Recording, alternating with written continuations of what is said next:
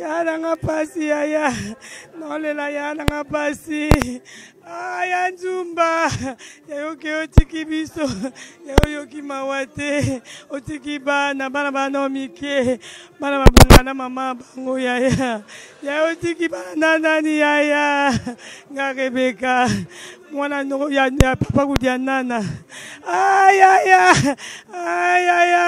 ya wasali biso pwani ya otiki biso na pasi ya na okokate basi na motema. Voilà, bonsoir, bonjour. Ça dépend à Erego Kutamelabino. C'est votre humble Eli El Pro, la presse présidentielle. Lelo toza awa na famille Nzumba. Esika wapi toyo kolelisa ndeko na biso mobali o babengi na kombo ya Joe Lutela. Oyo ko perdre maman na ye na kombo ya Nzumba Dudu. Alors maman kufaki depuis le 7 janvier. Toza awa pona cérémonie ya matanga ya mama eza sango ya sengote parce que na mokili toya tozalaka na moma ya sengo pe tozalaka na moma ya pasi.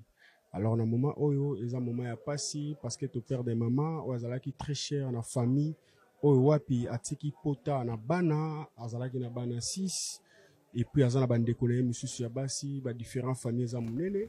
Alors lelo oyo mama atiki biso mais Congo esika wapi tuko accompagner ndeko na biso ya mobali Jo oyo wapi akoenterrer maman na ye le 18 janvier normalement kolala na Congo eza le 17 et puis pona kokunda le 18 janvier. Alors tokotika ndeko na biso mobali Jo te par rapport po tozalaka na Luanda cérémonie nyonso boza komona awa eza ba frère ba sœur famille ya Jo o bazaka na Luanda par rapport ba mususu ba kozwa tante pour accompagner Jojo depuis Congo. Moi quelques délégations ba accompagner parce que moninga mutema ezoki mais quelques yango bomoni lelo bande kotu ya Jo bazaka na Luanda ba collègue na misala ba tutu bazaka na yango bomoni tozotambwisa micro tozotambwisa bilili par rapport komeka ko consoler na moment ya pasi oyo ndeko na biso mobali Jo azolekisa.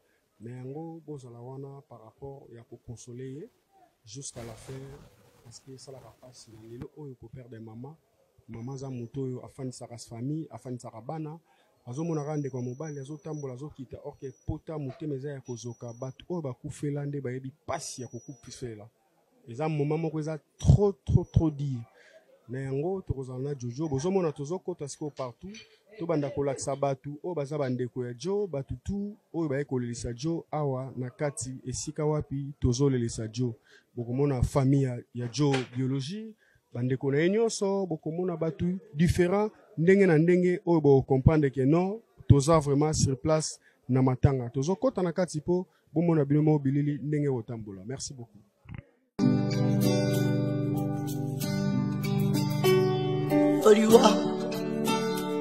Yoliwa yo mabe omebelinga itikona ngai ya solo za mabe yoliwa za mabe osano mabe azalaki la ndekoranga akozonga te balinga akozonga te na yete kobanga azalaki abaninga bangai akozonga te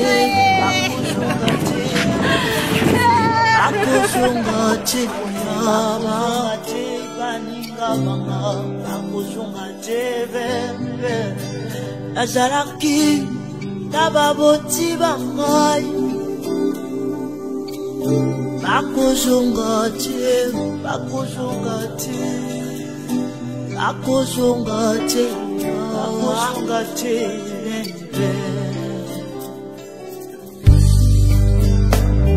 motunga nazalaki kumona paradi enyokoli ye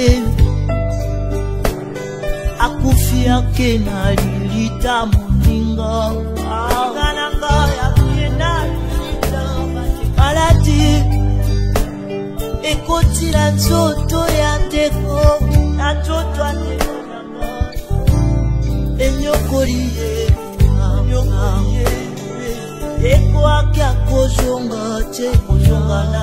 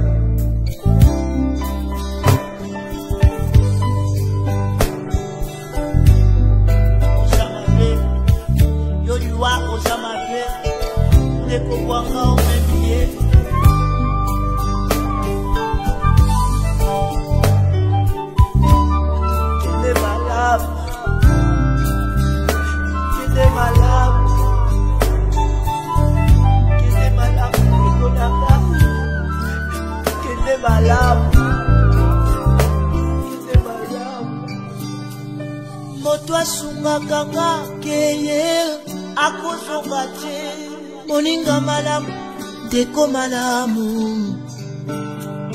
akina enalilita baba.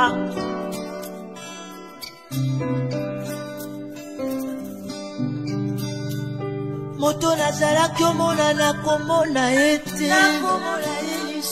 ete akozonga te, akozonga te baba.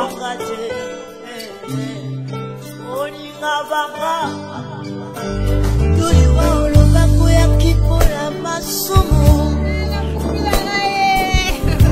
eboko mwano ya botalelo azokufa kola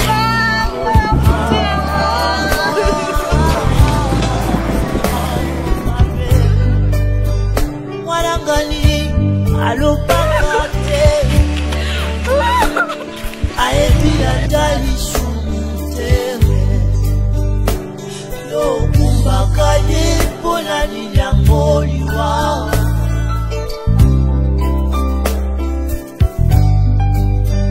ongemelanga mombaya yo liwaya alemoloto bakenda bakozonga. Bonsoir. Ayaya, yana ngapasi yaya, nolela yana ngapasi. Aya Nzumba, yayoke otiki biso, yayoki mawate, otiki bana bana mike, bana babungana mama bango yaya, yayotiki bana nani yaya, ngarebeka, mwana no ya papa kudia nana. Ayaya, ayaya. Yawasali biso pwani yaya, otiki biso na pasi, otiki biso na pasi, yana okokate, yana okokate, pasi na mutema. Ayaya. Mama Dudu abela ki. Yaya beli te, yaya beli, anda obela ka. Mabinga ngoni cardiaque, cancer, na portugais, na balingala.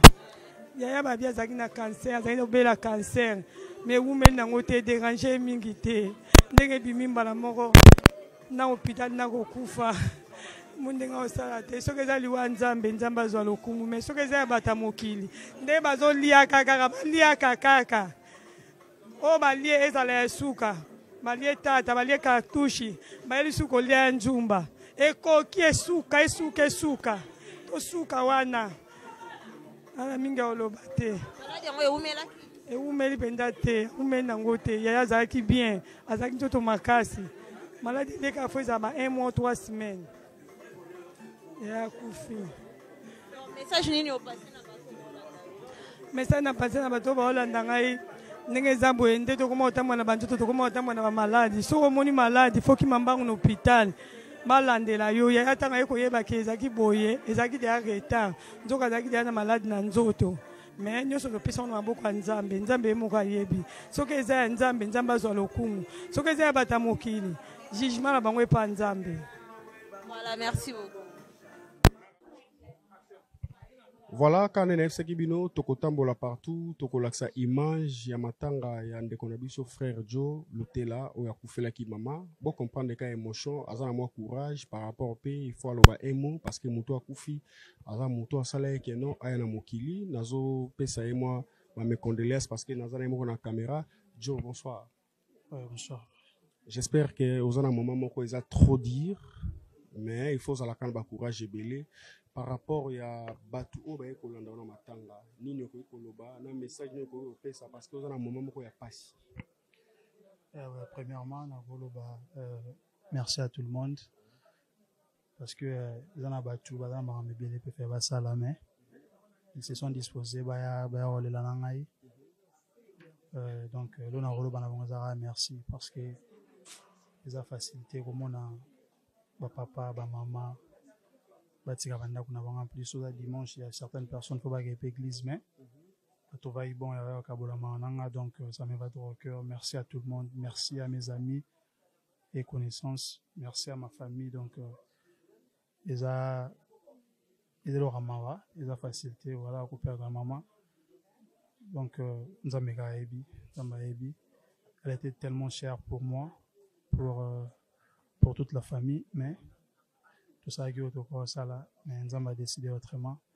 Tout se poser dans la volonté de Nzambete. Dans un moment où ils ont trop dire, mais il faut ala kan ba courage et belé par rapport à Batu Obaye Kolanda na matanga. Nini ko koloba na message ne ko pesa parce que on a un moment où il y a passe. Premièrement, merci à tout le monde parce que ils ont Batu ba na me bien peut faire ça la main. Ils se sont disposés ba ole la nangai. Donc l'on a roloba na merci parce que ils ont facilité comme on a ba papa ba maman batika banda kuna banga plus dimanche il y a certaines personnes qui vont à l'église mais tout va bon il y a kabola mananga donc ça me va droit au cœur. Merci à tout le monde, merci à mes amis et connaissances, merci à ma famille. Donc ils ont facilité, voilà, pour perdre maman. Donc, elle était tellement chère pour moi, pour toute la famille, mais tout ça, mais Nzamba a décidé autrement. Tout se poser dans la volonté de Nzambete. Donc voilà, c'est un peu ça. Voilà, nini ko koloba ou conseil de motivation parce que vous avez liboso, vous avez na baleki, na moment où eza moment passé. Moni no ko koloba pona famille na yo na ba encouragement na ba bon les kamnagolo beza qui ko perdre mutu est très cher les hommes les facilité les a bateau ba dans situation où ba bi passer salaka donc tout dans la passi ngai personnellement parce que c'est moi qui ai organisé Makambo et pour toute ma famille. Donc ils ont passé ma casse, mais on n'a pas le choix. Il faut toujours tenir qu'à l'écoute parce que nous avons notre Nzambé. Donc voilà, donc on a relevé Nino to Salio, il a des choses en portugais. Il a despédé donc on a despédé tout parce que corps et Robima le vendredi la semaine prochaine et puis bah on terrango le samedi, donc vendredi 17 janvier au Kundango, samedi le 18 janvier dans la nécropole. Donc voilà, en tout cas merci encore une fois à tout le monde, merci pour votre amour, merci pour notre soutien à nos moral, physique, financier. En tout cas, nous avons maloba na bitena koloba ni menza malola oyo ayeba ko kansela bato kansela bino na moko pe na bola expo na ngai. Voilà. Voilà, merci beaucoup. J'espère boyo kibino moko Joe Lutela a meki un peu ko remercier Batutu balanda ke awa nakati ya matanga. Tuzotambola po to laksabino bilili ya Batutu basoloba. Frère Aza vraiment na passe. Merci. Bonsoir. Bonsoir. Oh, et s'il vous plaît maman, de autres ko rendre nous visite na matanga ya maman Doudou. Témoignage nini ya mala moza nango po na maman Doudou quand elle était en vie en fait. témoignage ezang Dudu abotami na mwa mobali ngai naza abotami na mwana mwasi donc mama na nga tata mwasi ya Dudu propre donc ngai na ya Nzumba tukoli ndako moko donc yaya oyo asimbaki biso mpe na libota donc mpenza bato nini eza ebele ya koloba donc moyeni olobango nyonso awa eza te po azalaki bien na mutu nyonso azalaki mutu esengo mpenza apesaki mpenza esengo donc nde naomona liwa oyo ezolekela biso makasi aza mutu lelo akende lelo te po asali malamu ebele na bato asekaka na ye kaka donc aza na likamwa mabe te. De part na yo par rapport à liwa mama leçon nini oyo à apprendre dans la vie? Son nini esa biso pasi leçon nga na koprendre siko tokomi kobanga nde mokili yango po yaya kende biso boya atiki bana na mike abani na kobokola baleki ne mama na kenda mwana mke atika ye mwana mke abokoli baleki na esiko bana na ye moko abote bongi aboko akontinue kobokola bakola atiki bana ne mike yango pasi wana eza ya biso na makasi na bato baolando na Kinshasa message nini opase ba mona za message balele na kimia te maza epe mutu esengo donc mabezala te mutu mabezala te donc akende bien na yebi ba famille so ndenge ezalaka moi ba désordre ba salon te balele na kimia pe na kende pe na kimia. Merci beaucoup. Témoignage nini osa ngo pona mama? Donc témoignage et pas tia na nga eza ebele donc azale social na mutu nyonso donc mama ya bana ebele mama baleke ebele mama baleke ebele donc azale bien na biso nyonso waza yaya azwaka ye comme yaya waza leki azwaka ye comme leki waza mwana azwaka ye comme mwana donc tozale bien donc liwa oyo donc elekela biso nyonso awa elekela biso donc ya maladi ebele te oyo toyebaki ti ya belaki toyebi kutu maladi ana te msu nzambe ye mo a permettre so ezaka mpona bato ya mokili bango mo justice ezali mais so eza nzela ke oyo nzambe abongisaki ake epema na kimia donc ya oloba ebele eza lisu te nzambe apesa biso ka makasi. Merci. Bon. Premièrement, comme on a blanchi, na koli na kombo ya blanchi bato nyonso to bayebinga na kombo blanchi. Maman aza grande sœur panangai. Donc bisto vanda ba venu moko to ko ya venu moko. Donc aza maya ya pananga parce que sœur nangai deuxième na biso na yé baza ba camarade. To koli ensemble donc aza vraiment yaya. Oh tango ekomela kiyo o recevoir ki onde sango ere koma keza ki passe mingi nazo ki na Facebook na omona nini appelle nini publication écoutez nga nazaki na wenzi na kikolo na ndote na ndeko teka esala nga bien te directement na kepa ya grande sœur camarade na na la kisi donc azaki émotionné bon eza passe mingi ko perdre motoloko aye aza être moko trop cher ayebi ko vanda na batu a respecter mutu nyonso surtout ndenge ye babengaka ye yaya ndenge ye pa bengaka batu nyonso surtout yaya oza mukolo zala leki abengaka kaka yaya donc eza mingi eza ebele ya mingi olobe eza ebele donc émotionné. Vraiment merci beaucoup. Qui na biso batoza analwa bon nzambe kaka azwa lokumu parce que eloko mosusu asala ezali te ye nde moto apesaka ye nde moto azwaka lokola ya permettre que citation ekoma parce que eza mbongo te oyo nde ezangaki mpo aza envie te so ezalaki mbongo angaka aza envie lokola mbongo ezangaki te me nzambe apermettre citation ekoma gloire ezongaka epa na ye bato baza na kini tozolela na bino elongo. Merci beaucoup.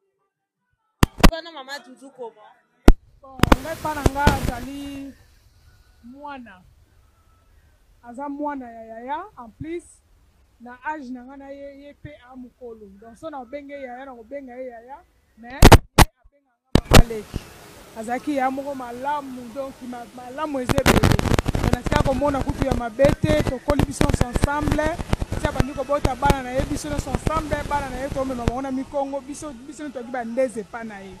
Donc aza ya na biso azaki bien makasi. Na tika ko zone problème ité na tika ko zone ta eloko mo mabete. Soka moni nga na nzela mama leki na personne moni yaya ata za mwana no mwana mais aza liboso na nga donc nabengaki yaya donc eloko mingi ya koloba ya te nzambe azwi molimo na ye biso mpe tokokende moto atika na mokili aza te donc liwa eza lokola batour lelo ya yo lobi ya moninga donc akende malamu biso mpe tokolanda ye soki nzambe akomisi biso na ngonga na biso ciao. Bonsoir tonton. Ah, bonsoir. Juste toyeba ozaki Mama Doudou azaki nani epa na yo? Mama Doudou aza petite sœur nanga quartier. Baza baleki wandokola tozomona abali kobota na miso na biso. Aza leki na partage na ye babo moma ebele. Mobali ye papa na Jojo aye kobala ye bazovanda na babala lukula entre Gambela na Khartoum. Chaque dimanche joyeux na momesano akendolia mutu ataba na ndaku na ye asalaka tozolia. Adala petite sœur oyo tonga na ina bala na balabala nga na baleli yango ya ndo ovanda. Alors tant na ina bala aisanga noko ozobalo lobeli ngai te mais nazana loko te nadaka na mbongo de kaze ya sucré et sungayo. C'est-à-dire que dans les na partagé ba bon moment ebele.